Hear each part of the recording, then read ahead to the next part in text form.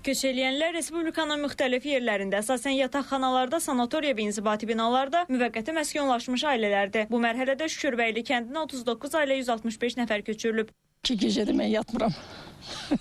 Sevindiyimizdən ki, torpağımız alınıb, torpağımıza gedirik. Öz torpağımıza geri dönmək üçün darıxırdıq və bugünkü gün çox xoşbəxtlik. Geri dönürük. Bizim sevincimizin həddi hüdudu yoxdur.